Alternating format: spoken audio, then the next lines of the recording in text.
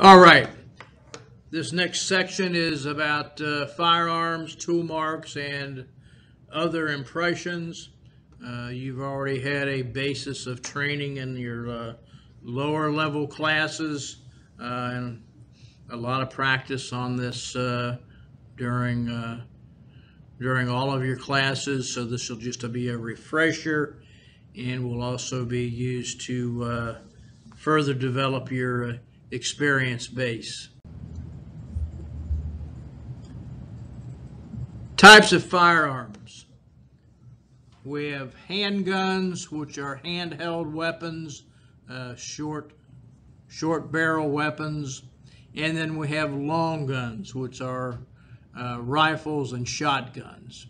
Handguns can be broken down into revolvers. The difference between a revolver and a semi-automatic pistol is a revolver has a wheel in the center of the firearm that rotates each time the weapon is shot. It rotates another piece of ammunition into position to be shot.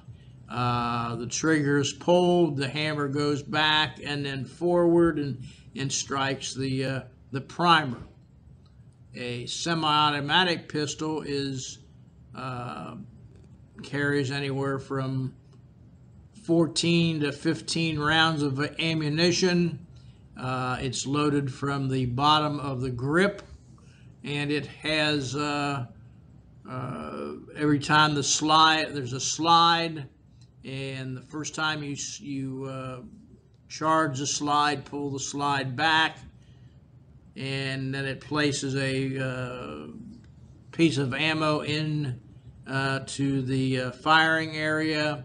You pull the trigger, the firing pin strikes the primer. The chemical reaction dispels the ammunition down the barrel. At the same time, it causes the rack to go back, and it'll pick up the next piece of ammunition that's waiting in the slide, and then puts it into the chamber for firing. So you can fire multiple shots far quicker than with a semi-automatic pistol than you can a revolver. Plus, you have twice plus bullets or ammunition that can be dispelled from the firearm. Long guns, rifles, basically used for hunting or target practice, or in the military for combat. They come in a variety of sizes. The one I'm most familiar with would be the M16, which we used in the military.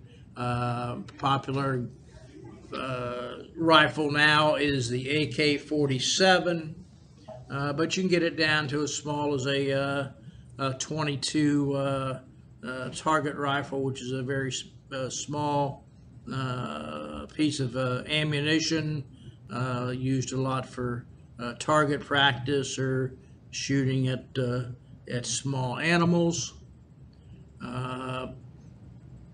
Now, rifles and semi-automatic pistols and revolvers all have lands and grooves in their barrel to provide accuracy.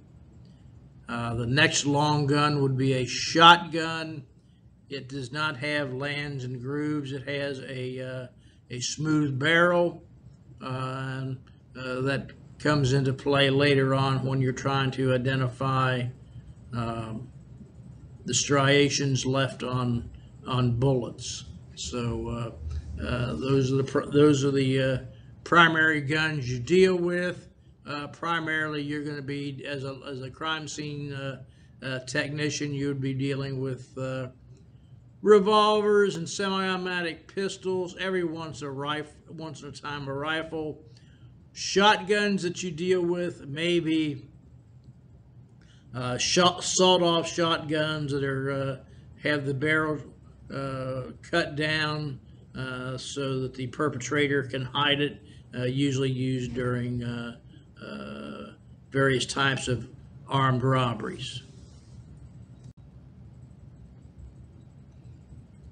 Okay, the photograph you have on the screen is a revolver, and you can tell it's a revolver because it has the wheel in the center,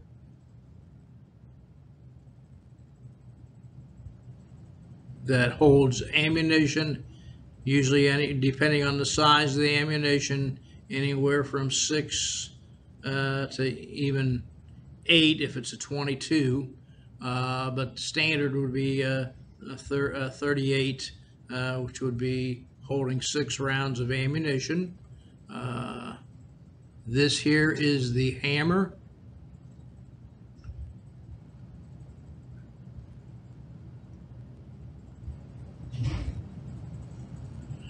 And this is the trigger.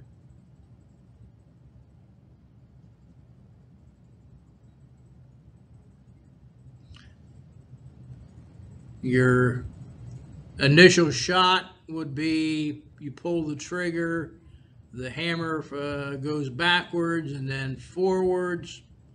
The round that is right in this area here then goes down the barrel and out.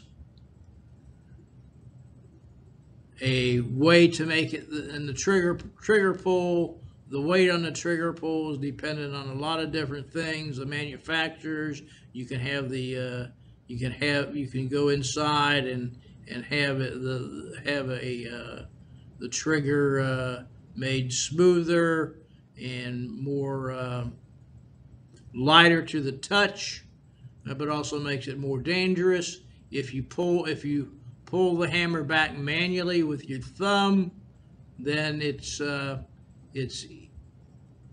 easier to fire, and you probably have more accuracy, but you don't have, if you're a police officer, you don't have time to do that. But this is the basic function of a firearm. This is your grip, and they come in wooden grips and rubberized grips. You can have them formed to your hand. This is just your basic revolver.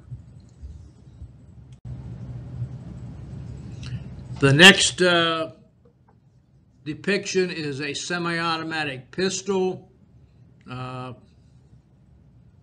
Could be a 9mm, a 40 caliber, a 45 caliber. Could even be smaller, 32 caliber.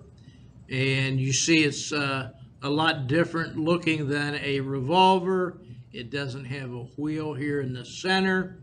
The ammunition is the magazine is put in through the bottom, and it's filled with bullets that feed upward. This has a couple of bullets left right in here in the magazine. There's a fire pin built inside of it instead of the hammer, and it looks like it's already been struck here, and now the piece of ammunition is being dispelled down the barrel and will come out here, and you'll notice the lands and grooves that are built into the barrel, and we'll discuss the purpose of that in a moment.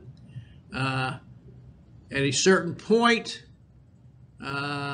this is a move. This part of the firearm is movable, and it will go back. This next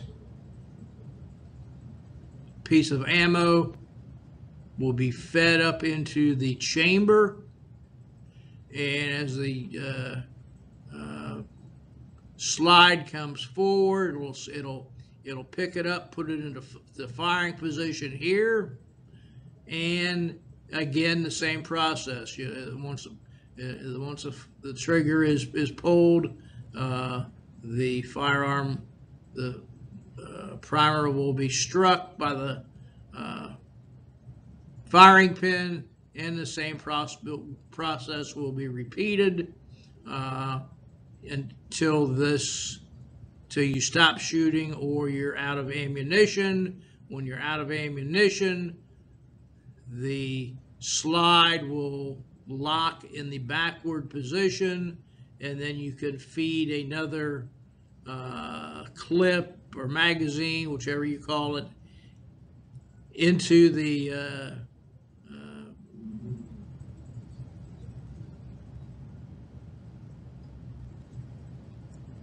area here, and then you'll have to manually let the slide to go forward and pick up the ammunition and repeat the same process. Usually we're taught as law enforcement officers not to wait till it locks back. We know that we have anywhere from 14 to 16 pieces of ammo in here, so we may drop a clip or a magazine when it's only got 2 left, and feed it and then replace it with another one. So because we'll carry one in the weapon itself, and have at least 2 on our belt. Some people even have more magazines available to them. So just want to, because it's easier to do this instead of waiting for it to go all the way back. Most police shootings are within 7 yards of the perpetrator.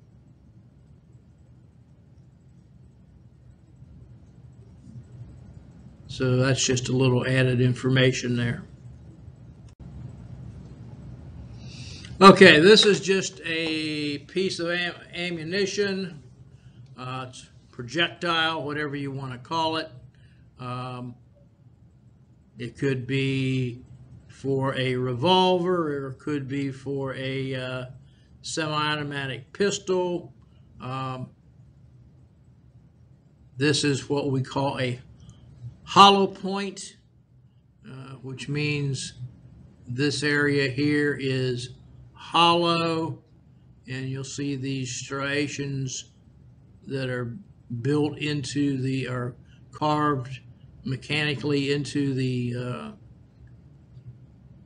projectile, and the purpose of that is for this projectile, after it leaves the barrel, it's going to spread apart and become bigger, and it's even going to be bigger once it makes contact with a body or an object, and it's designed to do maximum damage.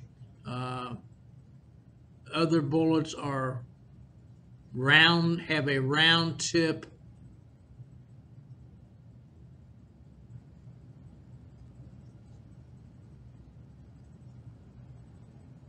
and this rounded tip, most of the time you're going to get a, unless it hits a vital area or a piece of bone, it's going to be a through and through type wound. Where this one, this piece of the projectile and a hollow point will hit the body, and is built so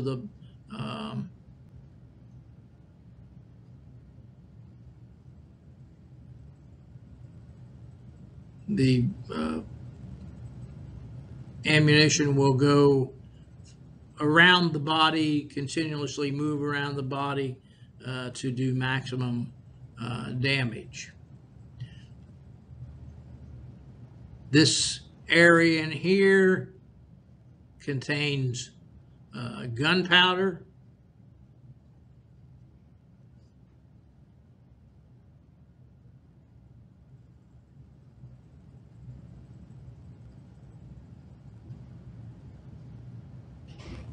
And at the center of the bottom here is the primer. It's just a little circular looking item. The firing pin will strike the primer, will cause a chemical reaction that will set the gunpowder, cause the gunpowder to explode, and then it will expel this part of the projectile down the barrel. On a semi-automatic pistol, this will be ejected from the chamber. In a revolver,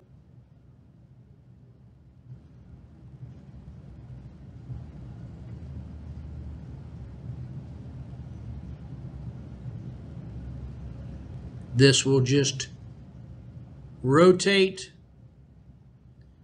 and put the next piece of ammunition in the chamber. So then if you use up all 6 of those pieces of ammunition, you have to physically dump the ammunition and replace the ammunition either by hand or with what we call a speed clip.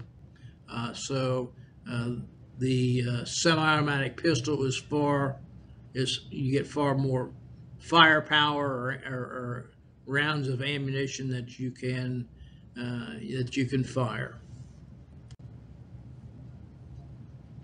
All right, this is a barrel of a handgun, whether it be a revolver or a semi-automatic pistol, and also rifles look similar. And you have what we call lands. These are the raised portions of the barrel, and then we have grooves. So these are lands, and these are grooves.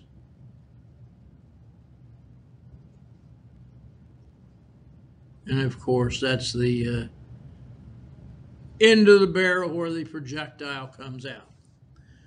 The purpose of the lands and grooves is to impart spin to the projectile as it's leaving the barrel, which will give it accuracy.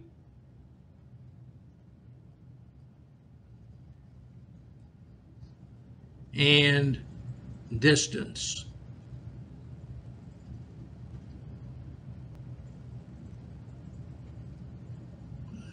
If we didn't have the lands and grooves in there, the bullet would not spin as it was coming out, and it would be tumbling. Okay, it wouldn't be going a straight thing. It would be tumbling. Of course, the resistance of the air would be working against it, so it would diminish accuracy, and it would diminish the distance the ammunition could travel. So somewhere along in our firearms history, people came up with this this concept, and they started cutting these into the barrels of handguns and rifles for the purpose of accuracy and distance. Now, through use, these change, and these, they're all cut the same in a factory. Of course, in manufacturing, there's little individual things that happen, and through use, they also develop individual characteristics, and that's why we can do in ballistics, we can individualize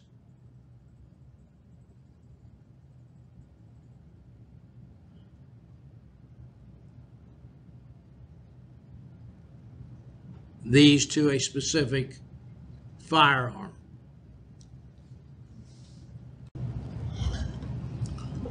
All right, the next image is that of a rifle. More particular, this is an AK-47, which is a popular make of rifle on the street. Notice that there's a stock. This is what we call the stock. It's made to be held against your shoulder. This one even has a grip for your hand. There's your trigger.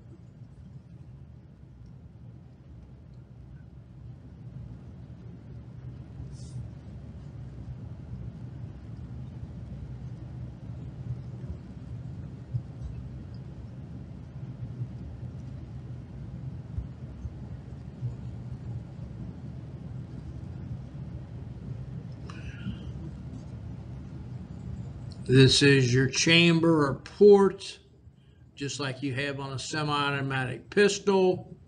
The firing pin would be back in this area in the internal part of the firearm or the weapon, and this is a clip because of the shape of it. This would be a banana clip. They have them that are shorter. The banana clip allows you to hold more rounds of ammunition, and same thing happens here. The firing pin is going to strike the back of the ammunition, the primer, and it's going to send the projectile part down the barrel, and then the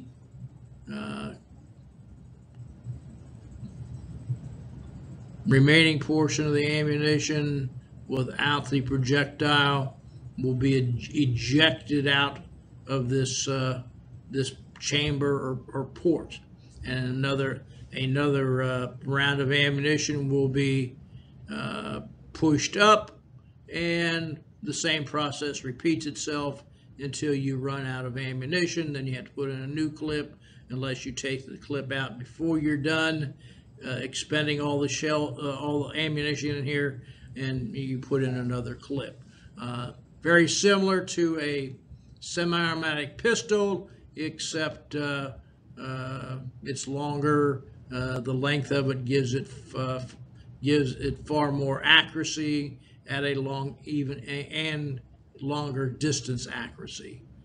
But they're a semi-automatic pistol and a rifle are similar. If this is a fully automatic, then it can just repeatedly, once you pull the trigger down, it just keeps going until you expend all the ammunition, so it can fire at a faster rate.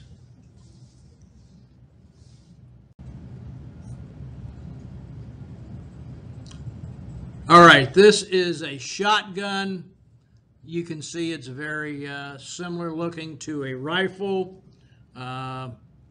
Still has the chamber And the stock has a trigger right there. But you'll notice this part down here,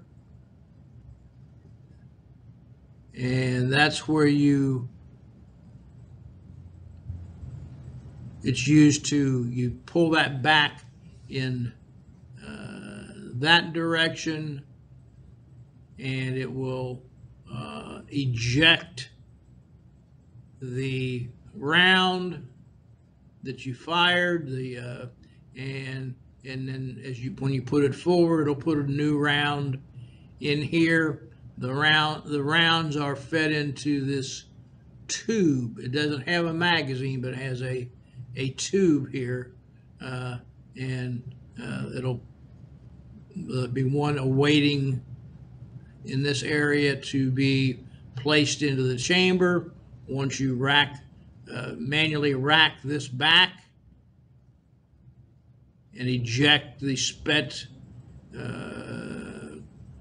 cartridge, then the new cartridge will be placed here as you push this back forward, and depending on the size of the weapon, you probably have seven rounds in a rifle. This is the back of the stock, which is made to fit in the hollow of your shoulder. If you've never fired a shotgun, it has a pretty good kick to it. It means a backward motion, and if you don't have it properly seated into the hollow of your shoulder, you're going to get some significant bruising. And they do make automatic shotguns, but the standard is, this is basically a standard shotgun that normal street police officers carry with them, either in the trunk of their car, or you see it in a rack on the front seat, or sometimes there's a rack right below the seat that runs parallel to the bottom of the vehicle.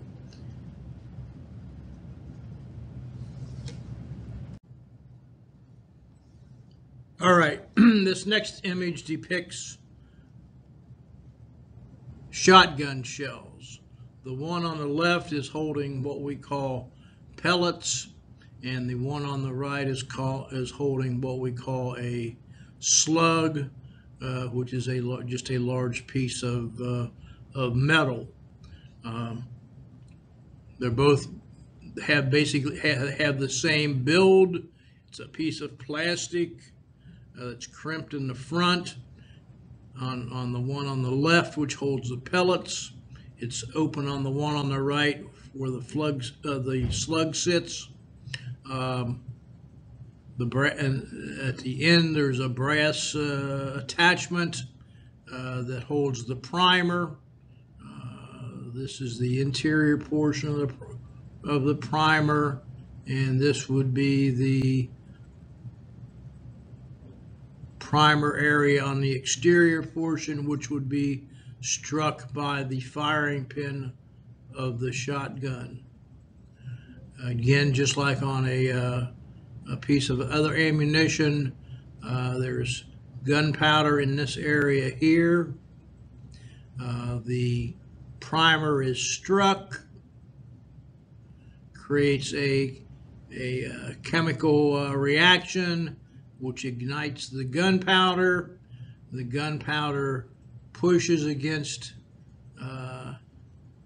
this area here, which is known as the wad, and it pushes the force.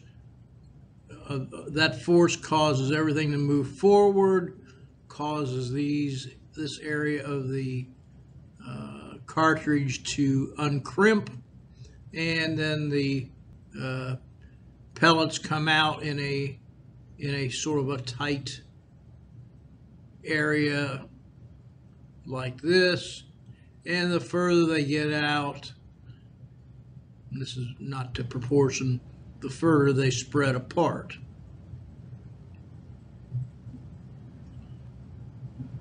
Now, one important thing is this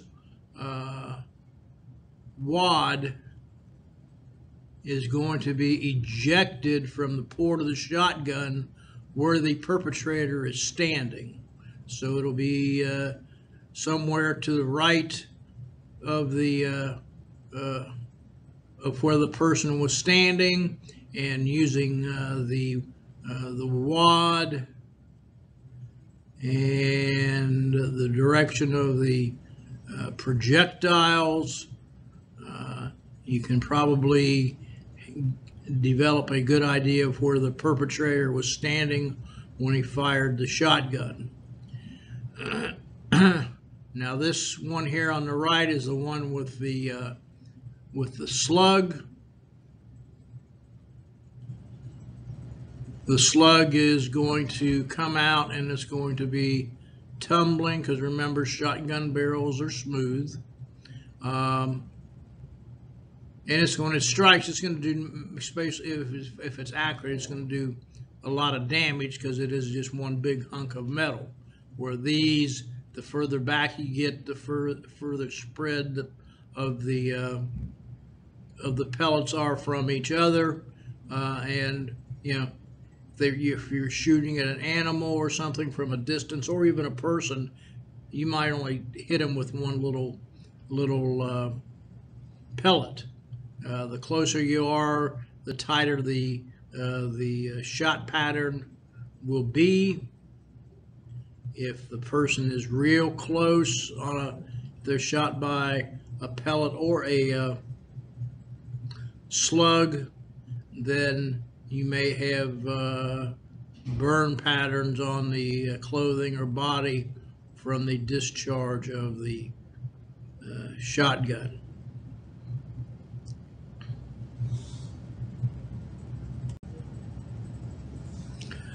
Talk a little bit about gunpowder residues.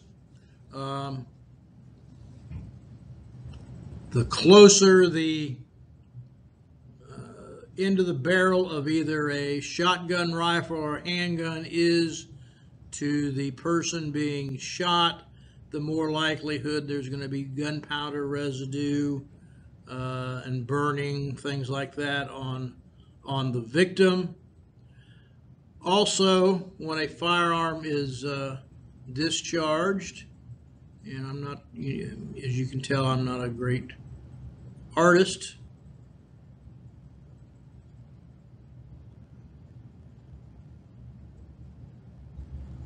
So there's going to be fire that actually comes out of the barrel along that if the closer it is, the more likely it's going to singe the person, and along with gunpowder. Also, as this is a semi-automatic pistol, as this chamber goes back, there's going to be particles that go back towards the person that's shooting it, and some of this residue could be on the person's hand. Now, a shotgun is probably going to be more likely to leave residue than handguns, but that's one of the things if you have a suspect, you need to check their hands for residue, and you also, by checking the residue if there's residue or burning on the victim, you know that it was a close contact shot.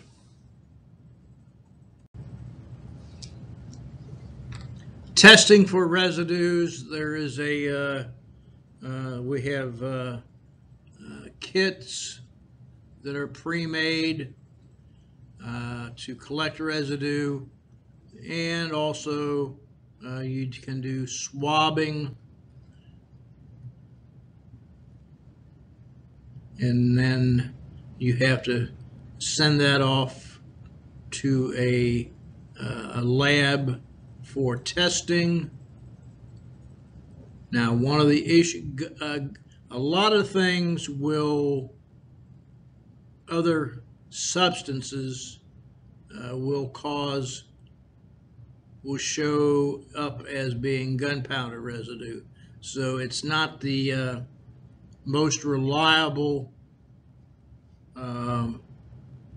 factors in the forensics field, but they can still do it, and if there's enough of it, of course, if you can link the victim and the suspect together, that will help out. But it's not as strong or more as readily available as it is portrayed on television. All right, now we're going to move into tool marks. Tool marks you'll usually see in crimes where something was pried open, whether a door or a window was pried open, or there were pry marks around some sort of a safe, pry marks around the window or door of a car. That's where you're going to most likely see tool marks. It could be anything from a screwdriver to a pair of channel locks or pliers. These are all mass manufactured and have class characteristics, but as they're used, they're going to develop individualized characteristics. The collection of these is through macro photography, which is why I keep stressing your photography skills, and also through using microsil or I think it's Duracil, which is like a putty type material that you mix together that you put into the tool mark impression, and then it establishes a permanent record or visualization of the tool marks that were left behind.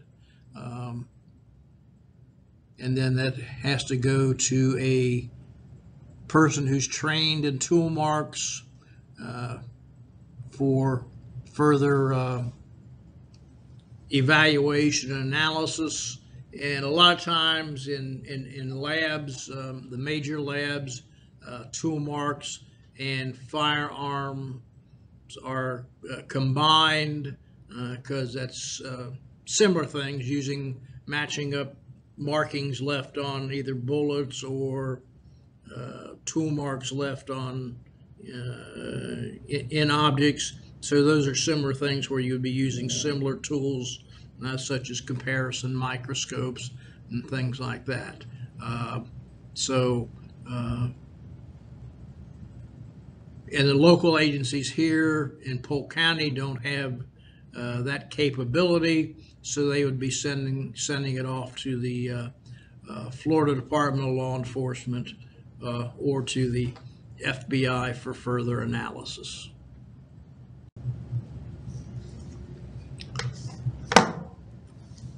Next area is casting for either shoe or foot impressions left in dirt or sand, whatever, and is the same as tire impressions.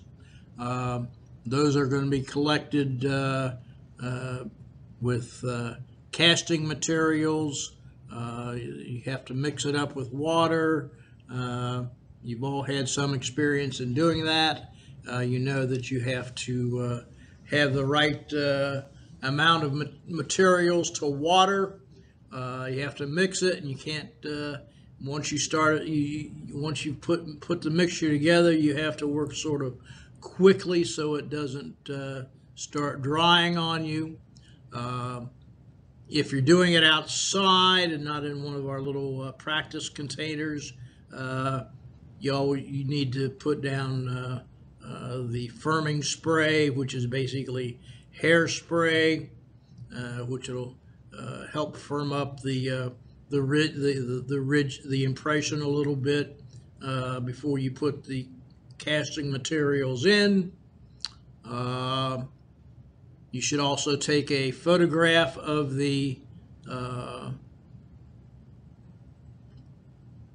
impression prior to spraying or putting the casting materials in, with a ruler and without a ruler. Then you go through your casting process, and then depending on the environmental conditions, you have to wait for it to dry, and then you carefully remove it. Hopefully you will have put enough casting materials in where it won't, it won't break apart when you bring it out. You have to be careful, very careful with that, using a knife or other sharp instrument to pry around cut around the casting, the cast, so that you could lift it out without it breaking apart. Then you can, especially when you're working with the dirt and stuff, you bring it back to the lab, and you can wash it off, get the dirt out of it. One of the things that is good for scrubbing it clean to get the dirt out of the casting is some sort of a brush that they use to clean horses' feet with the horseshoes. So that's something that can be used to help clean. So again, photography is really important. Can't overemphasize photography in crime scene. And casting is not that difficult, but you have to do, you can't play around. You have to, once it's mixed, you got to get it, you got to get the casting materials into the impression, and you have to have a sufficient amount of casting materials, so you have a very solid looking impression that doesn't break up into pieces when you pull it out. Now, in Florida, you have it lucky because you don't have to do it in snow. If you were up north, you would have to cast footprints in snow, in sometimes sub-zero weather. But of course, there's far more chances of getting shoe prints in a snowy environment than there is the environment that we have down here.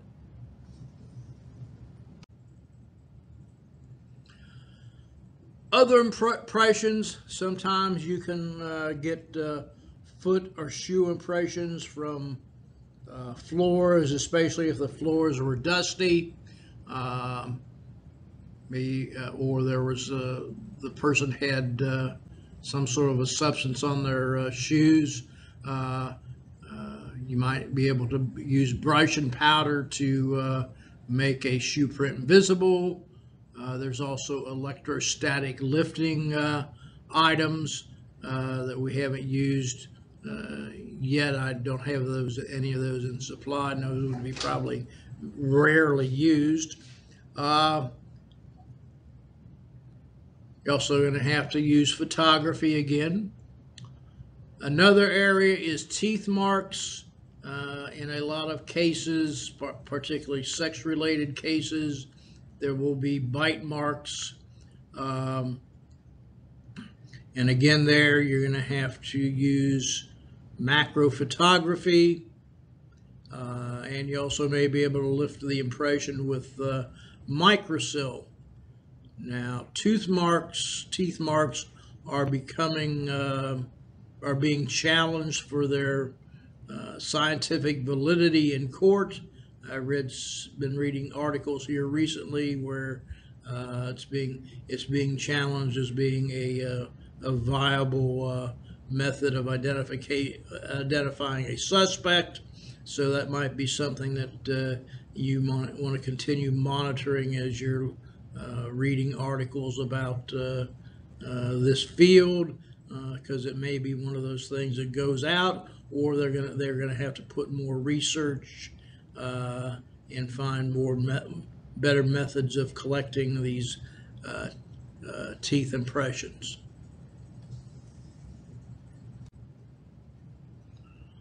All right, that ends the lecture on firearms and impressions. You need to read your chapter on this. We will have a quiz that will be up probably either tonight or tomorrow on these two chapters, and we'll make sure, and it also includes some information from the reading materials I gave you on touch DNA. So remember, you also have on this Friday, you have another session with CAD Zone. So have a good day.